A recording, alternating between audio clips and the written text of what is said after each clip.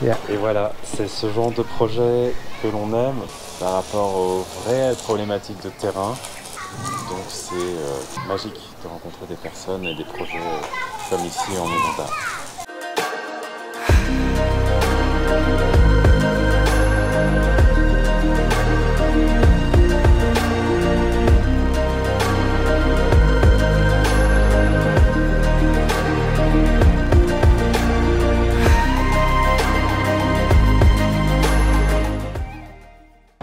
Bienvenue en Ouganda!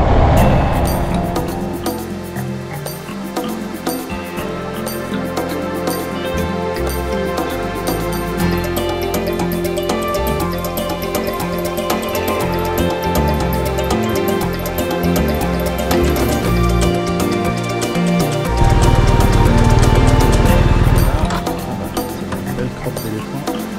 Un bar de 7 crevé, ça. J'ai trouvé la crevaison, je te montre.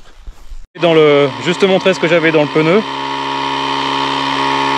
Voilà, la taille du truc quoi. Je suis bon en réparation de crevaison, ça va tenir. Alors verdict.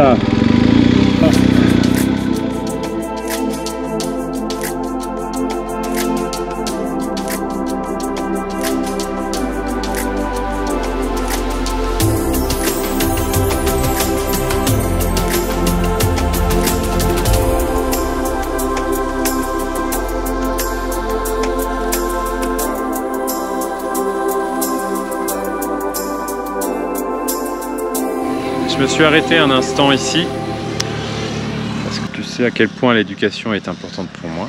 C'est pour ça qu'on fait un partenariat avec l'école de Founé et puis une école en Afrique, avec l'Institut international de Lancy et une école en Asie. Et aujourd'hui je suis donc en Ouganda et il y a quelques jours de cela, il y a eu un acte abominable qui a été fait par des djihadistes qui sont venus dans la nuit dans une école. Et ils ont tué 43 élèves. Et c'est pour ça que je me suis mis là, devant cette école, avec ces élèves qui sont en train de faire leur sport.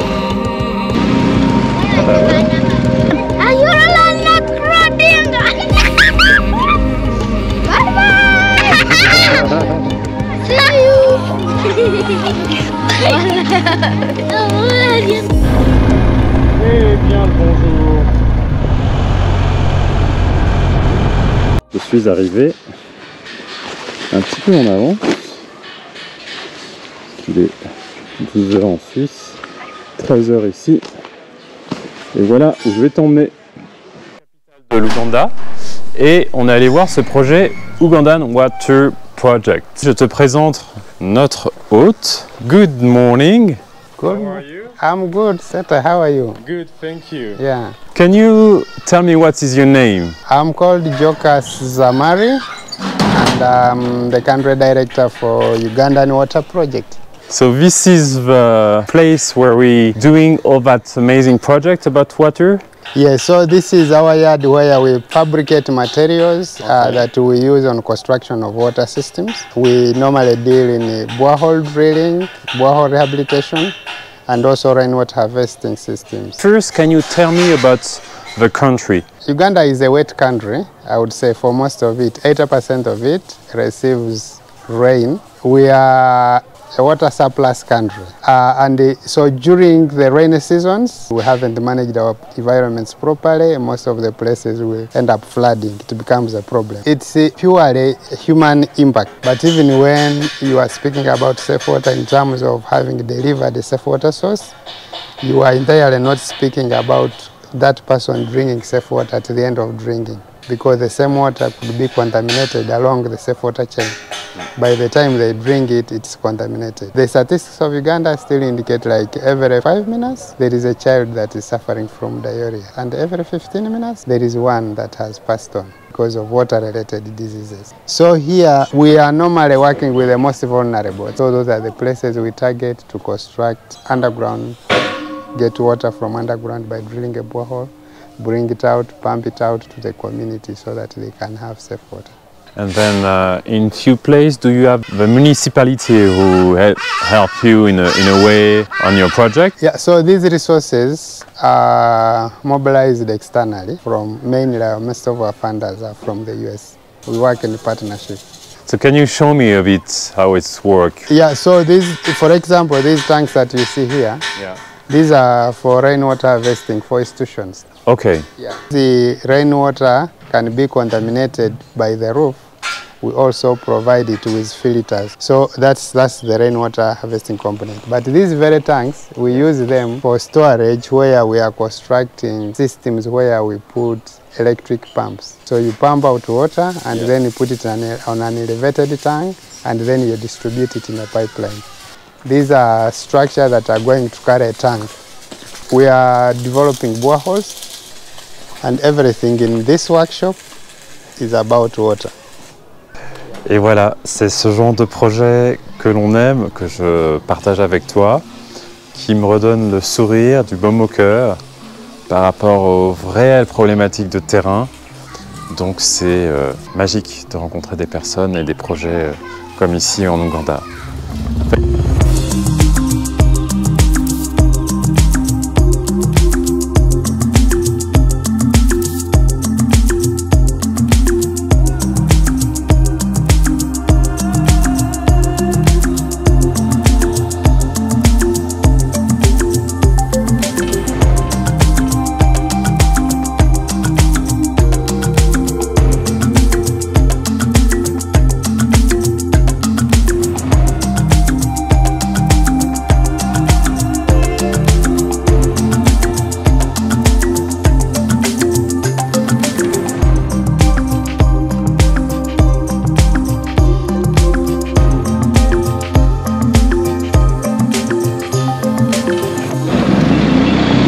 Voilà, j'arrive dans la ville de Toro, ville, étape et ville frontière avec le Kenya.